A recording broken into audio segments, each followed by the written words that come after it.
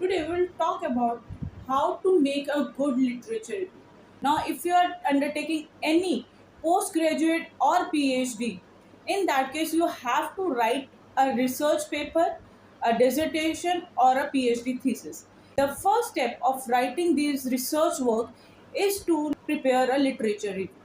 Now, literature review is the examination and scrutinization of the existing work related to the research topic, which can be in the form of books, articles, journals, blogs, and government reports. Literature review has a dual purpose. First is to understand the concept and to gain knowledge related to the topic, and second is to examine and analyze the research gaps in the already existing work. It means to find out what work is already done and what are the gaps or what are the shortcomings in the present work which you can undertake in your study. Now, how to write literature review is the major problem because many people confuse how to start writing a literature review. Now, I will give you the tips.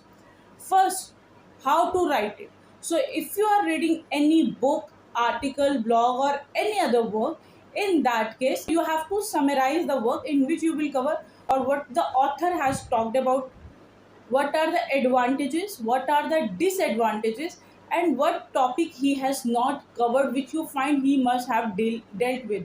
Now, all these things you have to write with regard to a particular work. The second issue with regard to the writing of literature review is the layout. How to put your literature review. Now, there are two methods. One, you can divide the literature review as per your resources. For example, firstly, you can talk about books, then article, then journals, then research blogs, then reports. Second is the division of the literature review as concept based. You can talk about the international jurisprudence available, national jurisprudence, judicial jurisprudence, and the concept based jurisprudence. So, this way you can divide the work. So, there is no fixed formula of division of literature review.